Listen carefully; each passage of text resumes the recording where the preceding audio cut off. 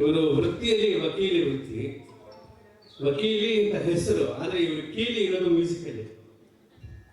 ಹಾಗಾಗಿ ಆ ಕೀಲಿ ಓಪನ್ ಮಾಡ್ಕೊಂಡು ಸದಾ ವರ್ಷಕ್ಕೊಂದ್ಸತಿ ಈ ಥರ ಒಂದು ಅದ್ಭುತವಾದ ಕಾರ್ಯಕ್ರಮ ಮಾಡ್ತಿದ್ದಾರೆ. ದೇವರಿಗೆ ತುಂಬ ಚೆನ್ನಾಗಿಟ್ಟಿರಲಿ. ಶ್ರೀನಿವಾಸವರು ಇವರು ತುಂಬ ಶಿಸ್ತು. ಯಾವತ್ತೂ ಇವರು ಫಿಕ್ಸ್ ಮಾಡಿದ ಡೇಟ್ನ ಮುಂದೂಡೋದಾಗಲಿ ಹಿಂದೂಡೋದಾಗಲಿ ಮಾಡೋದೇ ಇಲ್ಲ. ಅವರು ಆ ದೂಡೋ ಬದಲು ಹಾಡೋದನ್ನು ಯಾವಾಗ ಇಟ್ಕೊಂಡಿದ್ದಾರೆ. ಅವ್ರಿಗೆ ಯಾವಾಗಲೂ ಒಳ್ಳೇದಾಗಬೇಕು. ಇಲ್ಲಿ ಮುಖ್ಯವಾಗಿ ಖುಷಿ ಆಗುತ್ತೆ. ತರಂಗ್ ಕ್ರಿಯೇಟಿವ್ ಶೋರಿಂದ ನನಗೆ ಸನ್ಮಾನ ಕಾರ್ಯಕ್ರಮ ಇಟ್ಕೊಂಡಿದ್ರು, ತುಂಬ ಖುಷಿ ಆಯಿತು. ಅದನ್ನು ನಮ್ಮನ್ನು ಕರೆದು ಸನ್ಮಾನ ಮಾಡಿದ್ದಾರೆ. ಅವರು ಇನ್ನೂ ಒಳ್ಳೊಳ್ಳೆ ಹೆಚ್ಚಿನ ಇದರಲ್ಲಿ ಪ್ರೋಗ್ರಾಮ್ ಮಾಡಲಿ, ಇನ್ನೂ ಒಳ್ಳೆ ದೊಡ್ಡ ಸ್ಥಾನದಲ್ಲಿ ಬರಲಿ ಅಂತ ಖುಷಿ ಪಡ್ತೀವಿ. ಸಂತೋಷ ಕಡೆಯಿಂದ ಸನ್ಮಾನ ಮಾಡಿದ್ದಾರೆ. ನ್ಯಾಯಾಧೀಶರವರು ಹೈಕೋರ್ಟ್. ತುಂಬ ಖುಷಿ ಆಯಿತು. ಅಂತರ ಕೈಯಿಂದ ನಾವು ಸನ್ಮಾನ ತೊಗೊಂಡಿದ್ದೀವಿ. ನಿಜವಾಗ್ಲೂ ನಾವೇ ಧನ್ಯವಾದ ಅಂತ ಹೇಳಬೇಕು. ಇವರು ಇನ್ನೂ ಹೆಚ್ಚಿನ ಸಂಖ್ಯೆ ಇದೇ ಥರ ಇನ್ನೂ ದೊಡ್ಡ ಪ್ರೋಗ್ರಾಮ್ ಮಾಡಲಿ ಅಂತ ದೇವ್ರ ಶಕ್ತಿ ಕೊಡಲಿ ಅವ್ರಿಗೆ ಅಂತ ನಾವು ಕೇಳ್ಕೊತೀವಿ.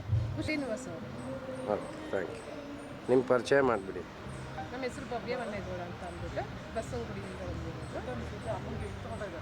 ಭವ್ಯ ಮನ್ನೇಗೌಡ ಬಸವನಗುಡಿಯಿಂದ ಬಂದಿರೋದು. GBA ಅಭ್ಯರ್ಥಿಯಾಗಿ ಸ್ಪರ್ಧಿಸ್ತಾ ಇದ್ದೀನಿ.